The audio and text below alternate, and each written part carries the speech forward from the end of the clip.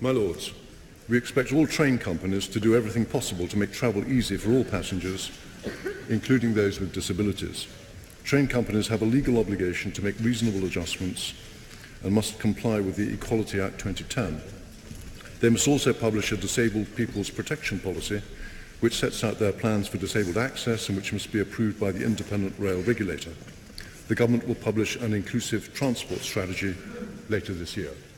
I thank the Minister for his reply. Last week, Thames Govia introduced new formal guidance for staff saying that if the train might be delayed or late, the PRM, that's a passenger with reduced mobility to you and me, must not be put on the train, not even if they've pre-booked and arrived in time. The train is now more important. I believe this breaches the Equality Act, and the Office of Rail and Road has said so.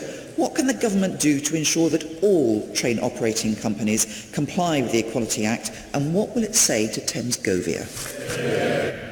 I've seen the guidance issued by Govia. It is insensitive and unacceptable. The government have made its views clear to GTR. They are withdrawing the guidance and replacing it with guidance that makes it clear that their policy is to assist all passengers safely who need help with their journey.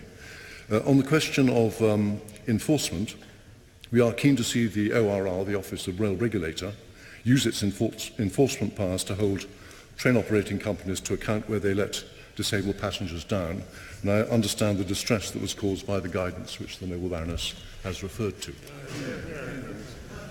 Lord the Minister, remember that when he took the legislation through the House of Commons to privatise the rail services, the late great Robert Adley said it would be properly described as the poll tax on wheels. Has that not proved correct?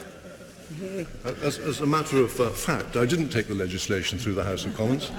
It was taken through, I think, by my noble friend Lord MacGregor. It was my task